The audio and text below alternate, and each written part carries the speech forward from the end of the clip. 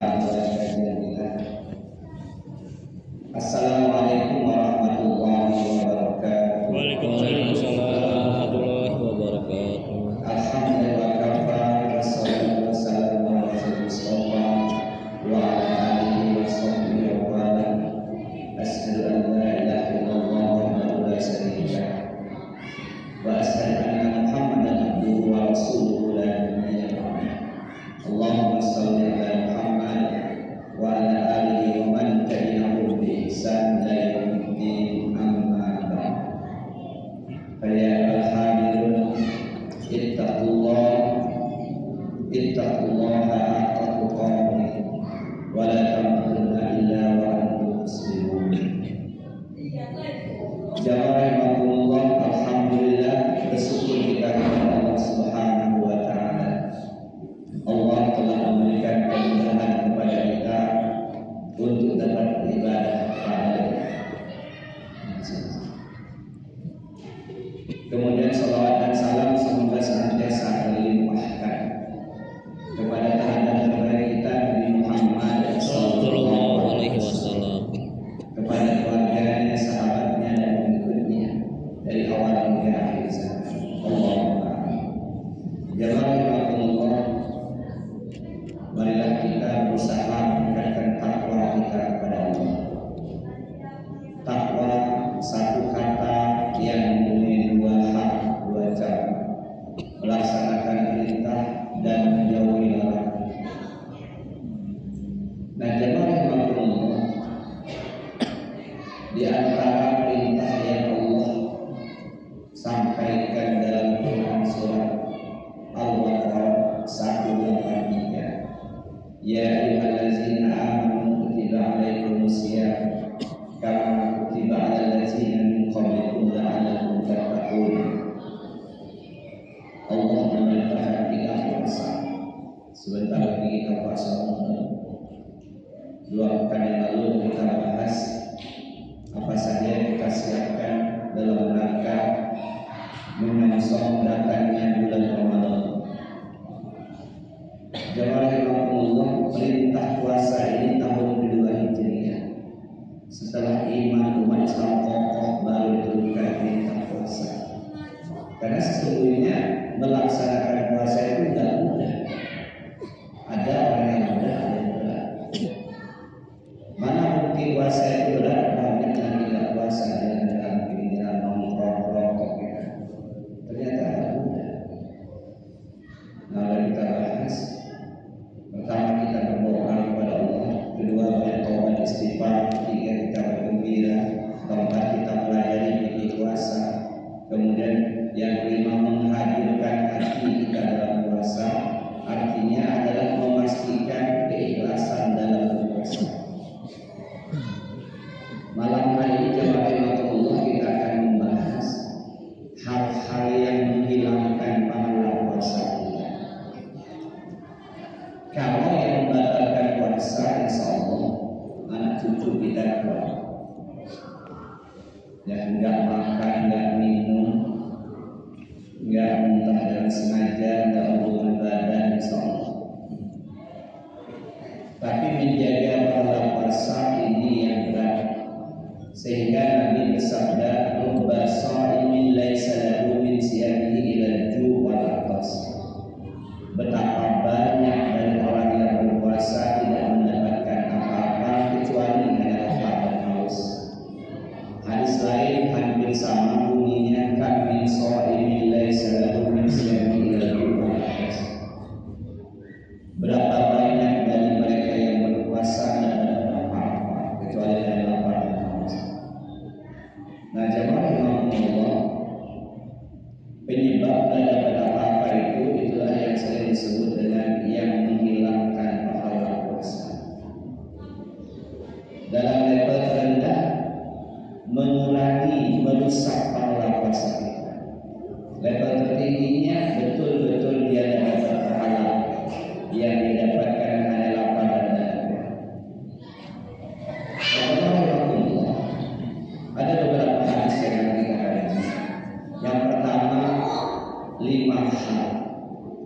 Khamsun yuftiruna shaim.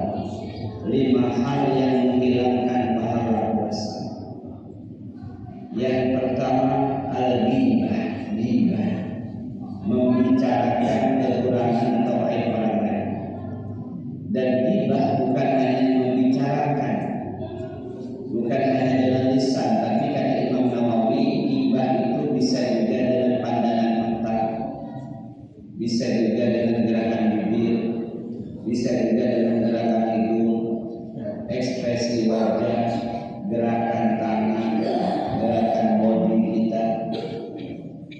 Ngobrol berdua, datang orang lewat jalan, langsung dia ngomongin orang itu bukan dengan lisan, dengan bibir, mencibir.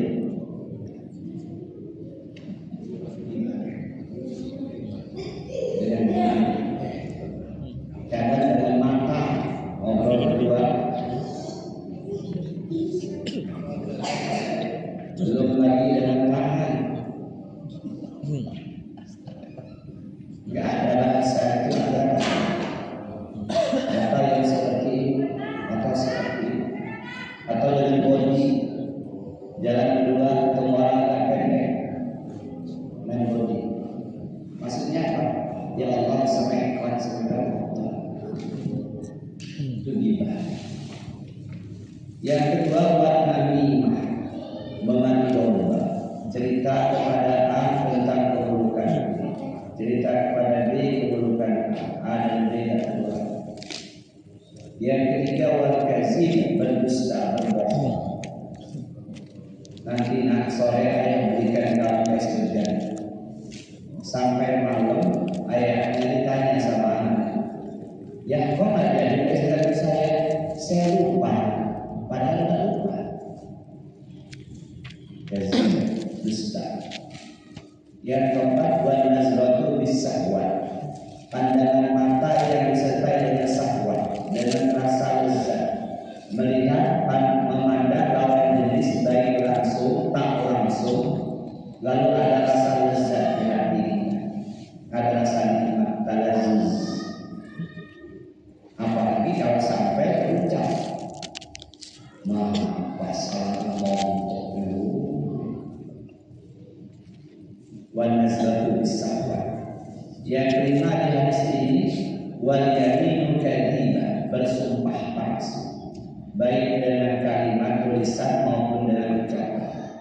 Dengan kalimat tulisan contohnya merubah angka-angka dalam komunikasi dalam nota. Dengan lisan jelas sumpah ini dilarang, padahal dilarang. Di hadis ini. Yang lain ada 3. Idza kanu yaumi shaum ahadikum fala rafasa wala yaqfas. Jika salah seorang di antara kalian berpuasa, janganlah dia rafas, berkata cabul, ucapan genit, kanji, rendah. Cewek jawab pada level yang tertinggi hilang pahala puasa. Kalau level terendah dia sengaja dia tobat istighfar berkurang pahala puasa. Maka ketika puasa bukan hanya tidak makan dan tidak minum, yang dipuasakan bukan hanya mulut dan perut, tapi yang dipuasakan pandangan, pendengaran, penglihatan, bicara, tangan, kaki, hati, semua dipuasakan. Jangan pernah menganggap hari-hari bulan puasa sama dengan bulan puasa, beda. Puasa harus mendapatkan perlakuan khusus dari siapapun orang Islam. Nah, rofas, janganlah kamu rofas sekali. Rofas tadi ucapan-ucapan genit, keraguan, godaan.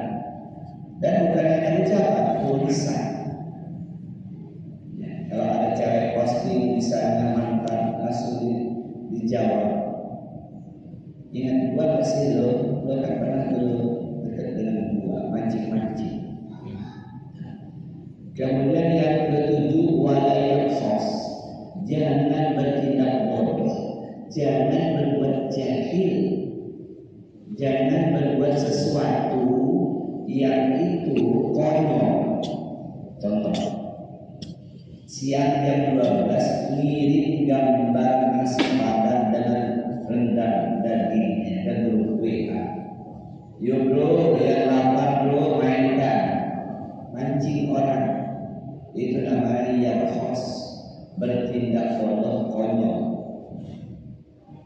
Jawabnya kan biasanya orang itu sering bercanda, siang jam 1 ngirim gambar es dawet cincang ke grup, merusak pahala puasa dia rusak karena dia bertindak jahil, berbuat konyol dan semacam itu banyak telepon. Lalu jamaah rahimahullah, fa in sabbahu ahadun aw qatalahu falyaqul inni amrun sha'ib. Yang ketiga, bertengkar, berdebat, berjidal. Kata Nabi, kalau ada orang yang ngajak kamu bertengkar, jangan dilayani. Katakan kepadanya, inni amrun sha'ib, sesungguhnya aku lagi puasa. Jadi bertengkar, berdebat, apalagi berkelahi ya. Berkelahi dulu. Puasa tidak batal, aku berkorban, tapi pahala tidak. Bertengkar dan merusak pahala puasa. Kemudian masuk dalam hal ini termasuk juga adalah jelik-jelik tidak karuan. Kata Nabi, bicara kasar keras seperti orang di pasar. Malibu. Jelik-jelik, sini Pak, jelik. Nah, itu merusak. Makanya perlakuan kita kepada bulan puasa beda jauh dari bulan yang lain. Supaya apa? Supaya kembali ke awal, yang hilang pahala puasa kita dan berkurang. Kalau ada orang yang ajak kamu bertengkar dan musuhi kamu, katakan aku sudah puasa. Tapi jangan disambung, aku lagi puasa, nanti itu buka belum kita. Dan jemaah itu paling tidak 8 hal yang menghilangkan, minimal mengurangi pahala puasa kita. Nanti banyak cabang-cabangnya. Yang penting kita tahu sudah, ghibah, zikroka akhaka bima yakrahu. Engkau membicarakan aib saudaramu sementara dia tidak suka kalau itu dibicarakan. Ghibah ini sesuatu yang memang ada pada saudara kita. Dia pelit, mendip, kedekut, bakhil, keset orang. Lalu kita katakan, nggak usah berkeras sama mendip, na'udzubillah. Memang dia pelit, itulah ghibah. Nah, jawab Allah, menjaga pahala puasa ini yang paling berat.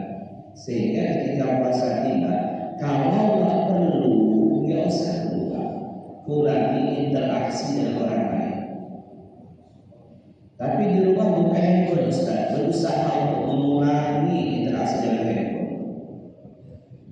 Jangan sampai ba'da Ramadan nggak dapat pahala, nggak juga dapat ampunan dosa. Hadis yang berbunyi, Nabi naik satu tangga mimbarnya, Nabi mengucapkan amin. Naik tangga kedua amin. Naik tangga ketiga amin. Sahabat tanya, Rasulullah, kami mendengar kau mengucapkan amin di atas. Tidak ada dalam kami yang berdoa. Kata Nabi, malaikat Jibril tadi datang kepadaku dan meminta aku untuk mengaminkan doa. Apa maksud doa?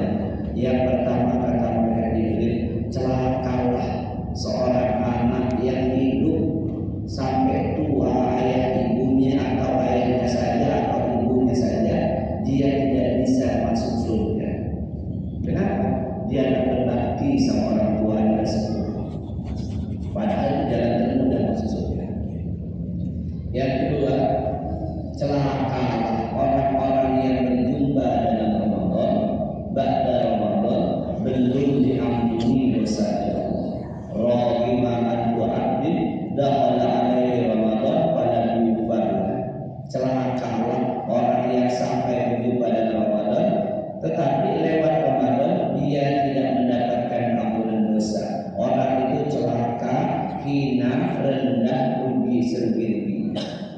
Yang ketiga, syarat kemarin yang ketiga, celakalah orang-orang yang ketika namaku disebutkan di hadapannya dia tidak bersolawat. Jadi kalau nama Nabi kita disebutkan, kita spontan bersolawat. Kecuali kita lagi di kamar mandi depan najis. Kalau kita lagi di jalan naik motor dengar suara ceramah Nabi Muhammad, kita spontan sallallahu alaihi wasallam. Baik ya. Jadi orang yang celaka itu berjumpa dengan Ramadan, hidup di bulan Ramadan, tapi pada Ramadan tidak mendapatkan ampunan dosa. Padahal Ramadan ini karunia Allah yang paling agung dalam setahun. Ramadan ini karunia Allah yang paling istimewa setahun sekali. Jadi ketika kita bicara karunia Allah yang rezeki, sehat, umur, mantap, tapi ada yang paling mantap, karunia Allah diberikan kesempatan kita hidup di bulan Ramadan. Diberikan kesempatan kita untuk berada di bulan Ramadan. Ini karunia yang luar biasa yang tidak semua orang mendapatkan. Ini bulan yang bisa meningkatkan derajat seseorang, derajat yang sangat tinggi. Saya lupa, sudah saya sampaikan atau dulu kayaknya dua orang di zaman Talha bin Ubaidillah. Talha ini sahabat Nabi yang menjadi masuk surga. Kata beliau, dulu ada dua orang laki-laki datang hijrah ke kota Madinah, masuk Islam benar-benar. Talha cerita masuk Islam, kemudian mereka ikut Nabi, belajar, berperang. Yang satu si A yang semangat ibadahnya, yang sunnah-sunnah dikerjakan apalagi yang wajib. Si B biasa-biasa saja semangat amat. Nah kemudian A dan B berangkat perang bersama Nabi. Si A wafat mati syahid di medan perang. Si B hidup setahun kemudian, dia akan meninggal syahid, masih ada kesempatan hidup setahun. Dan si B ibadahnya biasa-biasa aja, beda si A. Si B meninggal setahun kemudian di tempat tidur, kata Allah. Nah kata Allah, suatu malam aku bermimpi, kami bertiga, aku dan dua orang yang masih selamat tadi berada di pintu surga. Kemudian datang malaikat dari dalam. Ternyata malaikat memanggil si B yang meninggal di atas tempat tidur, yang ibadahnya biasa-biasa saja, dan si A mati syahid di medan perang. Si B ditarik masuk duluan. Lama aku dan si A menunggu, gak datang. Setelah lama baru datang malaikat manggil si A. Lalu aku nunggu di pintu surga, kata Talha bin Ubaidillah. Setelah lama menunggu datang malaikat. Talha, kamu belum waktunya. Aku terbangun dari Talha, kaget. Kok bisa si B masuk surga duluan, padahal dia meninggal dari tempat tidur dan bukan orang yang terlalu bersemangat ibadah. Aku ceritakan dengan orang-orang kota Madinah, semua juga heran. Sampailah berita itu kepada Rasulullah. Lalu Rasulullah memanggil, wahai Talha, aku mendengar engkau cerita begini. Betul ya Rasulullah. Dan engkau heran Talha? Iya ya Rasulullah. Kata Nabi, gak usah heran Talha. Kenapa si B duluan masuk ke dalam surga? Karena dia diberi kesempatan oleh Allah setahun dia berjumpa dengan Ramadan sekali, dibandingkan si A yang sudah meninggal duluan. Bukankah dia puasa bulan Ramadan? Iya ya Rasulullah. Bukankah dia sholat malam tarawih? Iya ya Rasulullah. Itulah yang mengangkat derajatnya jauh lebih tinggi dibanding si A. Dan kata Rasulullah, wahai Talha, kalau engkau kedudukan mereka di surga, kau lebih heran lagi. Bagaimana Rasulullah? Sesungguhnya surga yang ditempati B dengan A, jaraknya baina samawati wal ardh seperti jarak bumi dan langit, mulia dan sempit. Jarak surganya seperti jarak bumi dan langit 500 tahun berjalan. Bayangkan begitu hebatnya bisa dapat kuasa sekali dibanding si A tadi, langsung Allah tinggikan derajatnya, masuk surga duluan, beda dengan surganya 500 tahun berjalan. Nah jadi jamaah Allah, kalau kita sudah belajar paham, kita tentu tidak akan menyanyiakan Ramadan. Siapa tahu ini Ramadan terakhir kita tidak ada jodohnya. Nah jamaah Allah, jadi itu ketika bicara tentang menjaga pahala puasa, kalau bicara yang membatalkan mudah, insya Allah kita bisa. Jangan kita anak saja bisa. Nah kemudian jamaah Allah, kemarin saya sendiri sekilas, tiap harinya Allah membebaskan banyak manusia dari azab neraka. Nama kita ini tertulis di dua tempat. Di surga ada nama kita, di neraka juga ada nama kita. Di Ramadan inilah kesempatan emas untuk menghapuskan nama kita yang tertulis di neraka. Kata Rasulullah, walillahi utaqa'a minan nar, walillahi utaqa'a minan nar zalika kulla laila.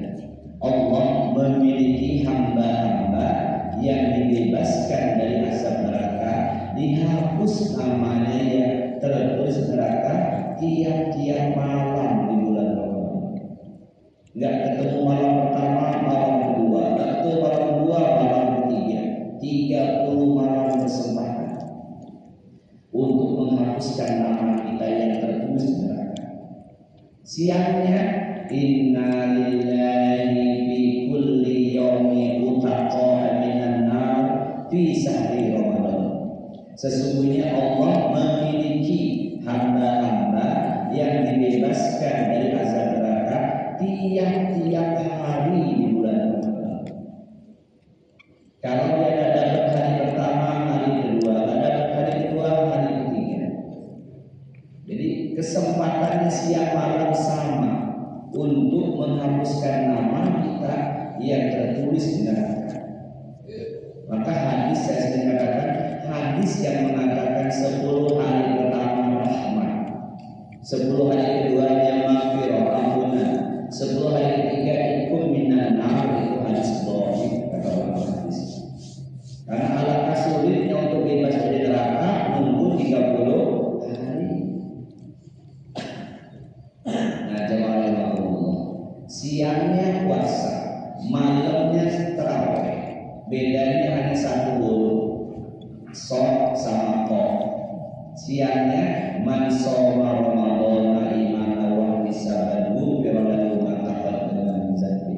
Malamnya man qama ramadhana imanan wa ihtisaban ghufira lahu ma taqaddama min dzanbi. Kalau siang barang siapa yang berpuasa karena Allah, wa ihtisaban berharap kepada Allah pahalanya, wa ihtisaban hati-hati dengan puasanya, tidak dilakukan macam tadi. Ghufira lahu ma taqaddama min dzanbi, Allah ampuni seluruh dosa yang terlalu. Adapun berkaitan dengan manusia, maka kalau kita pernah berbuat jahat sama orang, segera minta maaf. Maka lahu maslama li ayyin irdi aw sa'ifaliyan lalu. Siapa saja berbuat zalim kepada saudaranya, baik menyangkut kehormatan, menghina, ngejek dan sebagainya, menghina dan sebagainya, atau yang lainnya menyangkut hartanya, maka cepat-cepat minta maaf. Sehingga tidak ada dalil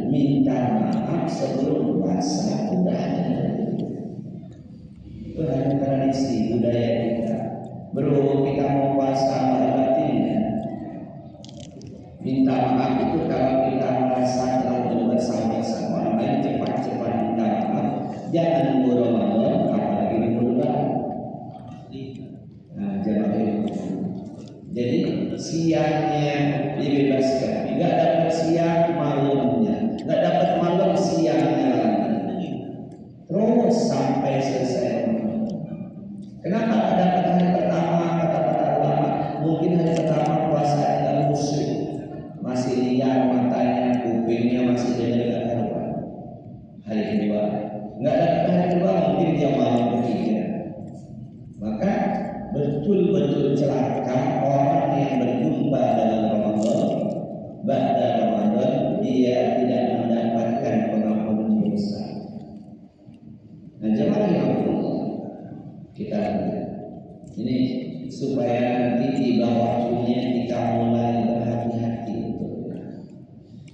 Berikutnya jemaah yang Allah, apa sih amal-amal yang paling besar pahalanya setelah puasa? Jelas amal lainnya, amal itu salah maksudnya. Setelah puasa, kata ulama, sebagian besar menempatkan adalah sholat tarawih. Sebagian besar menempatkan amal yang paling mulia di bulan Ramadan setelah puasa Ramadan di luar sholat wajib dua waktu adalah sholat malam yang kalau di bulan Ramadan namanya sholat tarawih sebutannya. Nabi nggak pernah mengatakan sholat tarawih, tapi mengatakan qiyamul lail. Kita nyebutnya tarawih. Tarawih yang santai Tuhan. Dan jemaah Allah, jangan sampai keliru. Ada orang karena dia memilih 23 rakaat, setelah 8 rakaat dia pulang lanjutkan di rumah. Dia rugi besar. Karena dia menganggap 8 kalau sedikit saya ini 23 dia pahalanya besar. Dia rugi karena ada hadis yang berbunyi man qama ma'a imam hatta yansarifu kutiba lahu sholatu lailiyah. Siapa saja sholat malam bersama imam sampai selesai sholat itu, maka dicatatkan baginya pahala seperti orang sholat sunat semalam suntuk. Jadi kalau misalnya kita biasa 23, di sini 11, kita selesaikan bersama imam agar dapat pahala sholat semalam full. Jangan kita menganggap di sini cuma 11, saya pulang aja lah, baik berpikir, saya tambah dulu. Rugi. Karena tadi mangkol ma'al imam hatta yansarifu kutiba lahu sholatul lailiyah. Siapa saja sholat malam bersama imam sampai selesai bersama imam, dicatatkan baginya pahala seperti orang sholat semalam full. Ini saya masih sering mendapatkan dari orang lain. Ya, kenapa? Jangan di rumah Pak, jangan lebih banyak pahala usaha ya. Karena sholat bersama imam seperti itu utamanya. Nah, jemaah Allah. Jadi tarawih merupakan amal yang paling utama setelah puasa. Tarawih ini gimana? Tarawih yang dimaksud man qoma iman wa ihtisaban, tarawihnya itu karena Allah, dia tarawih. Yang kedua, dia berharap balasan dari Allah. Makna wa ihtisaban, ada juga wa ihtisaban maknanya dia berhati-hati dengan tarawihnya. Tarawihnya santai, pelan, menikmati. Jangan tarawihnya kebut kilat kayak di sebelah 23 rakaat 7 menit. Dan kita bahas sebenarnya inna rajula yusalli sittina sa'ah. Ada orang sholat 60 tahun wa maqbalahu sholat, tidak diterima satu waktu pun dari sholat. La'allahu yutimmu rukuk wa la yutimmu sujud. Rukuknya sempurna, kaki sujudnya enggak cuma tidak dipenuhi rukun-rukun gerak. Allah. Jadi ketika bicara tarawih, tenang, pelan, dinikmati.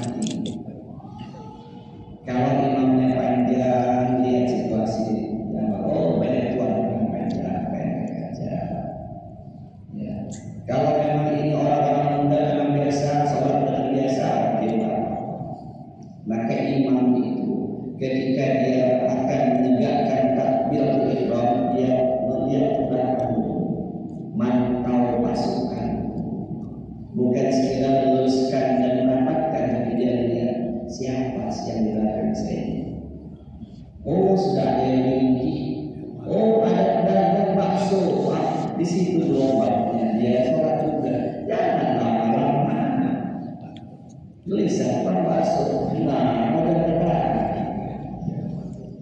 Nah jemaah nah itu yang pertama. Boleh nggak setelah tarawih nanti malam tahajud? Boleh. Sholat malam itu tidak ada batasan.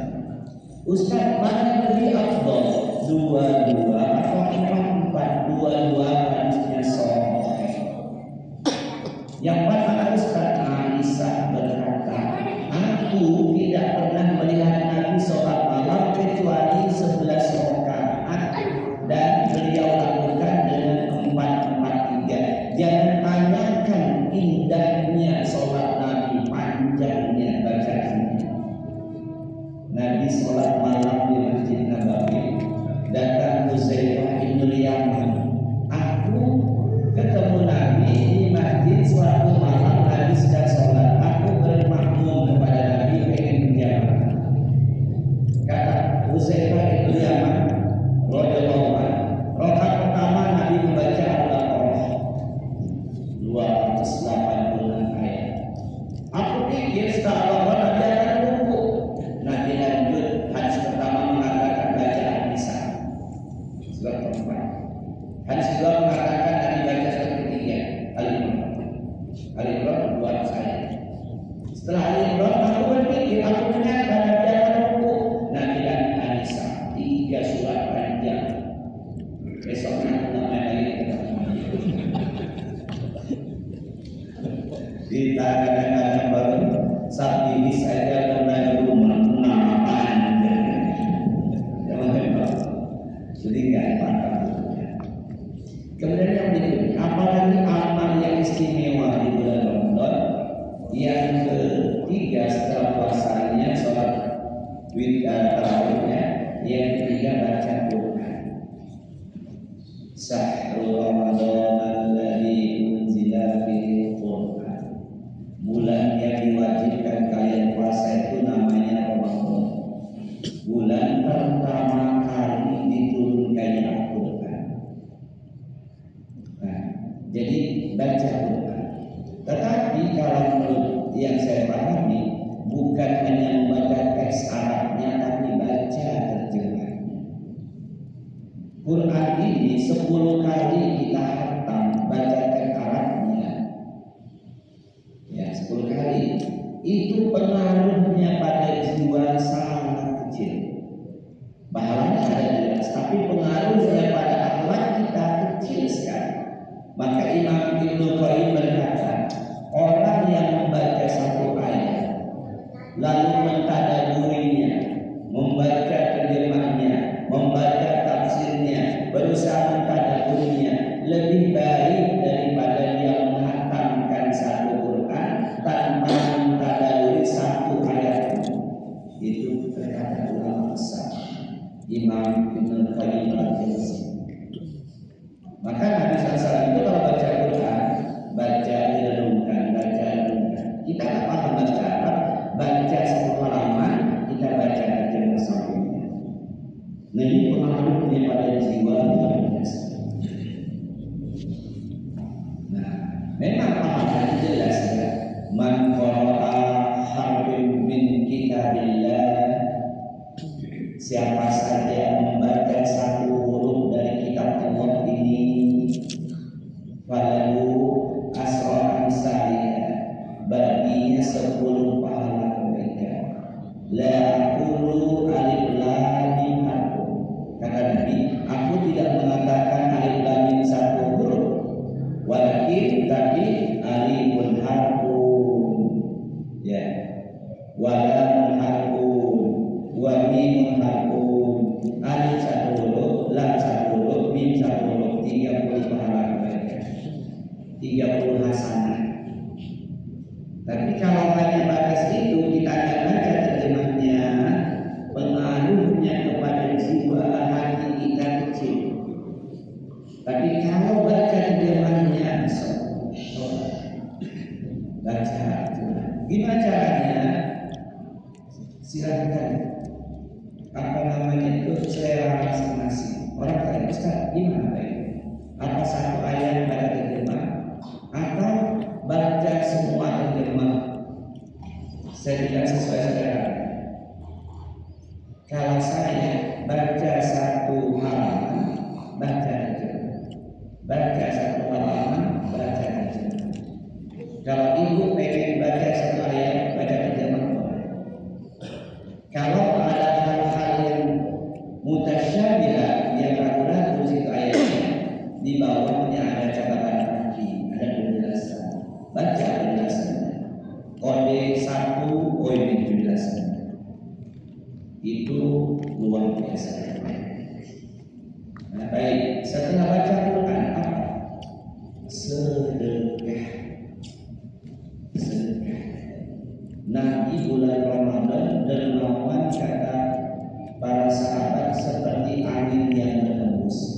Artinya Nabi itu kalau bulan Ramadan luar biasa dermawannya.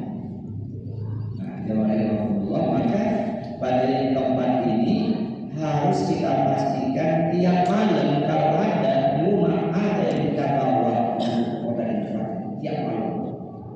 Bismillah, dua ini. Jadi kita amati yang ada. Nah, dermawan Nabi seperti angin yang berhembus. Itu amal ini. Selanjutnya pada Allah silaturahim, mengunjungi saudara kita yang punya tali kekerabatan, yang punya hubungan darah. Kalau jauh telepon, ini pahalanya luar biasa silaturahim. Ya, kita punya adat jauh telepon WA dan seterusnya. Kemudian apa lagi setelah itu? Menyegerakan berbuka. Ta'ajjalul iftar, segera berbuka. Tapi jangan menempel atau makhluknya. Mari kita berbuka. Doanya silahkan mana saja boleh. Yang penting awali bismillah. Boleh Allahu lakasumtu kalau belum makan, kalau belum minum. Kalau sudah minum, la abazama wa talatil uruq wa sabatal ajr insyaallah. Kalau dua-duanya Ustaz lebih mantap lagi. Bismillah, Allahu lakasumtu, minum baru sahabat zoma. Jangan bertengkar masalah seperti ini. Kemudian apa lagi? Amal yang istimewa, makan sahur. Kalau berbuka segera. Nabi berbuka nomor 1 kalau ada kurma basah, kurma yang bukan diawetkan, kurma yang dari pohon. Kalau Nabi ada itu, Nabi makan hambar, kurma kering. Nggak ada juga, Nabi minum air putih baru sholat. Jangan sok-sokan kita. Udah 5 menit aja nggak tahan. Saya sholat dulu lebih utama. Tidak, makan dulu walaupun kalau kita bukan hanya kurma, es cendol, es dawet, es burger, es telur, batuan, nggak dapat ngaruhan. Ya. Kadang-kadang mau maghriban apa artinya? Jadi berbukanya disegerakan. Nah, yang terakhir tadi masih ada sahurnya diakhirkan. Jangan nggak makan sahur. Jangan mengatakan nih tanpa sahur kuat. Salah, rugi berkurang pahala puasanya. Kenapa? Kata Nabi, tasahharu baina sahuri barakah. Makan sahurlah kalian karena dalam sahur ada keberkahan. Kapan makannya? Di akhir-akhir waktu. Insya itu sudah peringatan masih boleh makan. Ya nggak boleh lagi kalau azan sudah berkumandang. Baru stop. Tapi jangan pula kalau ujung amat belum ngopi pula nanti. Jangan makan satu jam 2. Ya, sudah mendekat. Saya balik zaman dulu orang tua kita dulu kayak saya jam 2 makan sahur. Ya, setengah 3 selesai tidur. Gimana puasa nggak luntas? Kan ilmu